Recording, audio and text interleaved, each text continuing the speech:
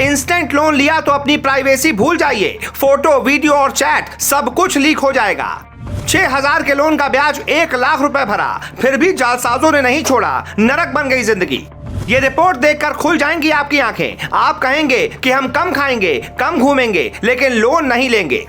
महान विद्वान चार्वाक ने कहा था कि जब तक जियो सुख से जियो, कर्जा लेकर घी पियो। कई लोग इस बात को इतना सच मान बैठे हैं कि उनकी जिंदगी कर्ज के दलदल में फंसती चली जा रही है।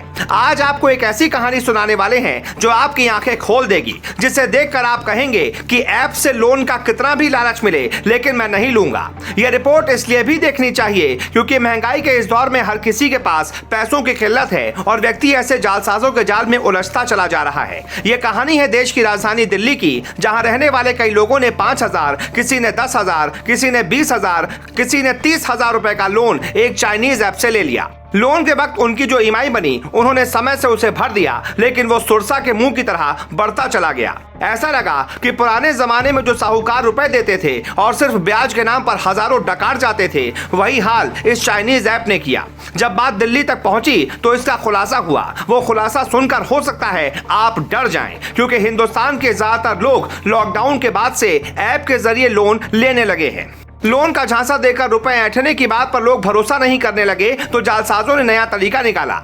आपको सोशल मीडिया पर ऐड दिखेगा जिसमें लिखा होगा आपको 50,000 रुपए तक का लोन मिल सकता है। आप भरोसा का लोन अप्लाई करेंगे, फिर मैसेज आएगा कि आप 10,000 के लिए योग्य हैं, पैसा मिल जाएगा। लेकिन पैसा लेने से पहले आपसे ऐप फोटो, वीडियो और कॉन्टैक्ट की परमिशन मांगेगा, वो आप खुशी से दे देंगे। इसके बिना लोन ले नहीं सकते और यही सबसे बड़ी गलती है। इसके बाद इसके खेल की असल शुरुआत होती है। आपको फोन कर धमकाते हैं, तस्वीरें वायरल करने की धमकी देते हैं। इस कारण कई लोग खुदकुशी कर लेते हैं।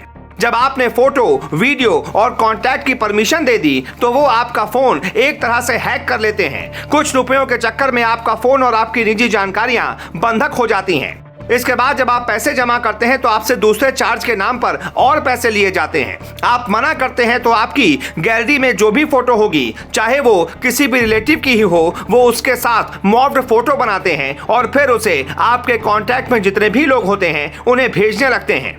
यानी कि आपको समाज में बदनाम करने का धंधा शुरू हो जाता है। इस चक्कर में दिल्ली के करीब 149 लोगों ने अपने लाखों रुपए गंवा दिए और समाज में बदनामी हुई वो अलग। अब आप सोच रहे होंगे कि इससे बचने का तरीका क्या हो सकता है, वो भी जान लीजिए। कभी भी ऐप से लोन न लें। अगर ज्यादा जरूरत हो तो पहले ऐप की सारी डिटेल चेक करें, फिर आगे बढ़ें। पर्सनल लोन के लिए आपको बैंक और एनबीएफसी के अलावा किसी और पर भरोसा बिल्कुल नहीं करना चाहिए। मोदी सरकार ऐसे फ्रॉड को रोकने के लिए कानून भी ला सकती है, क्योंकि दिनों दिन मामले बढ़ते जा रहे हैं। आपके साथ ऐसा फ्रॉड हो तो पुलिस को तुरंत सूचित करें। बदनामी के डर से डरे नहीं, वरना मुसीबत बढ़ जाएगी। क्योंकि जितने भी साइबर अपराधी हैं वो इसी बात का फायदा उठाते हैं कि सामने वाला बदनामी के डर से डरता है। भारत में 3 साल में ही साइबर अपराध के मामले 5 गुना बढ़ गए, जो ये बताता है कि किस कदर जालसाज आपकी पर्सनल जानकारियां चुराने में लगे हैं। इसलिए सतर्क रहें, सावधान रहें। कोई भी ऐप ऐसा इंस्टॉल न करें जिसके बारे में आप कुछ भी न जानते हो, क्योंकि ये आपकी सुरक्षा के लिए बहुत बड़ा खतरा हो सकता है। Bureau report.